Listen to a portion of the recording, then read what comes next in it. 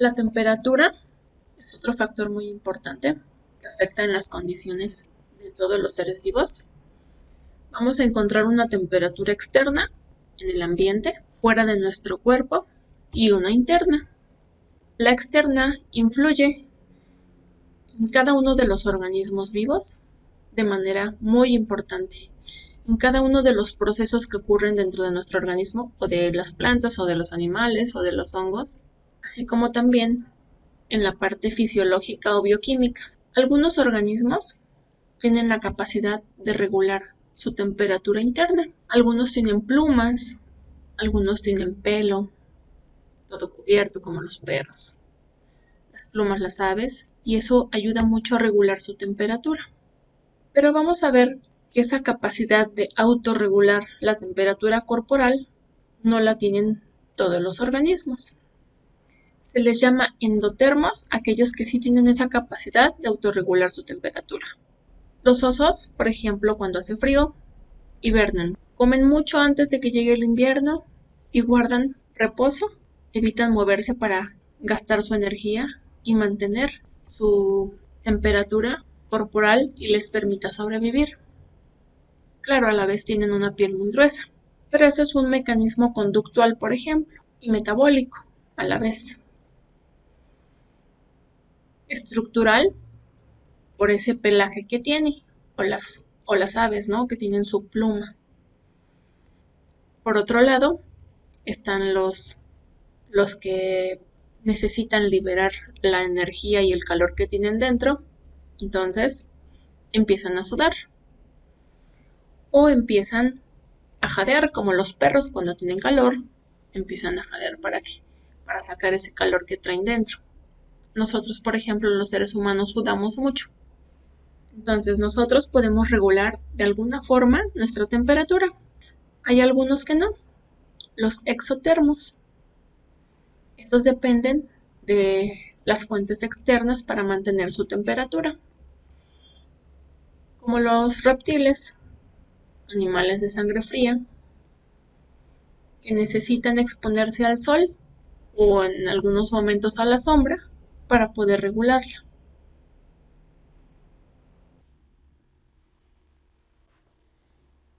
La radiación solar es otro factor que influye mucho en los ecosistemas en general, la fuente de energía de la vida en general. ¿Por qué? Porque dentro de la cadena de energía de la cual dependemos, el sol es la principal fuente. ¿Por qué? Las plantas realizan su actividad metabólica a partir del sol y nosotros, todos los seres vivos, que somos heterótrofos, dependemos de las plantas, tanto para alimentarnos como para producir oxígeno y que podamos respirar. La radiación cambia durante las distintas estaciones en el año o periodos del año. Entonces, va a ser muy importante para lo que es la fotosíntesis y la respiración. Otro aspecto importante de la radiación es que algunos organismos necesitamos exponernos al sol para sintetizar, por ejemplo, vitamina D nosotros, los seres humanos, algunos otros para producir hormonas, y también la radiación influye en los ciclos vitales, influye en las migraciones de algunos seres vivos, en la hibernación, periodos de celo, todo ese tipo de patrones de comportamiento. El oxígeno, como ya sabemos, es un recurso vital para la vida y tenemos nuestra fuente principal de oxígeno, que es el fitoplancton y las algas marinas.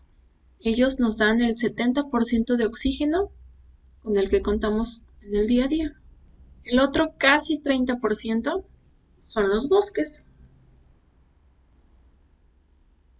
El dióxido de carbono, que es lo que nosotros liberamos cuando respiramos e intercambiamos con las plantas dióxido de carbono por oxígeno, es una molécula de mucha importancia y vital para las plantas. Por lo tanto, hacemos un intercambio en los procesos vitales con los organismos autótrofos fotosintéticos, es decir, las plantas. Y muchas de nuestras actividades liberan dióxido de carbono.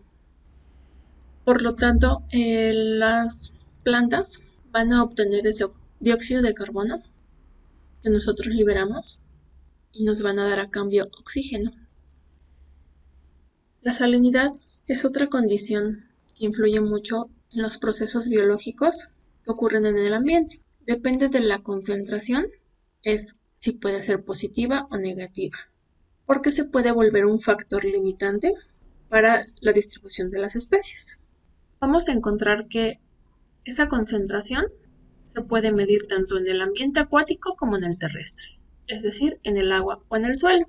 Influye mucho en la supervivencia de los organismos. Por ejemplo, si es muy alta, en el suelo, a las plantas les genera problemas, porque no pueden obtener agua suficiente para su cuerpo, su organismo, ya que las deshidrata, como nosotros cuando nos metemos en el agua de mar y nos quedamos un rato, nos empezamos a arrugar. ¿Por qué? El agua tiende a moverse hacia donde haya más concentración de sales.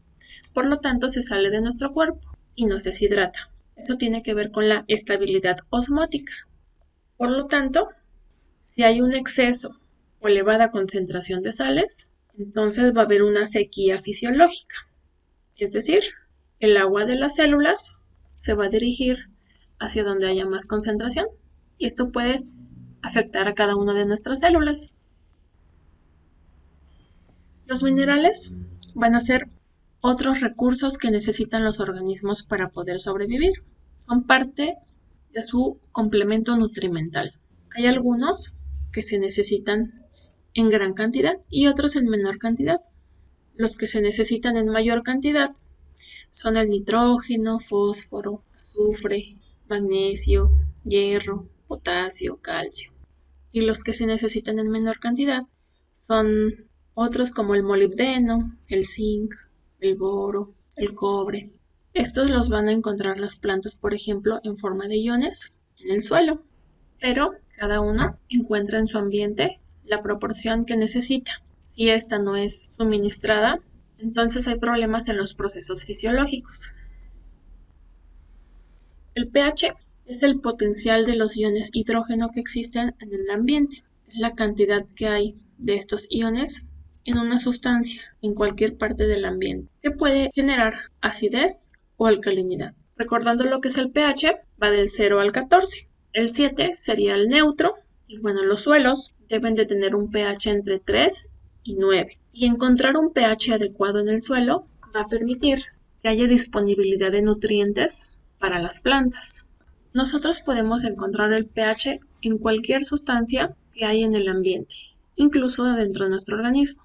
Nuestra saliva tiene un pH, nuestra orina tiene un pH, nuestra sangre tiene un pH y siempre hay un rango en el cual haya una mejor función o estado de equilibrio. En los océanos también podemos ver aquí que va de 0 a 4, si se dan cuenta es ácido.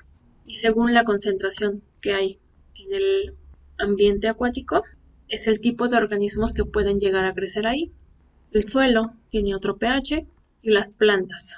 Y por último el suelo. El suelo es esa capa superficial que vamos a encontrar y en donde se desarrolla la vida. ¿Cómo se forma? A partir de la desintegración de las rocas y de la materia orgánica que se va formando.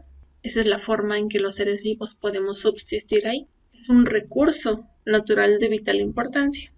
Alguna de las funciones que puede tener es que purifica el agua o se filtra.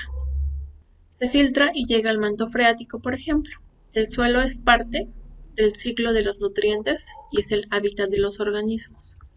Retiene el carbono, regula el clima. ¿Y quién va a estudiar el suelo? La edafología.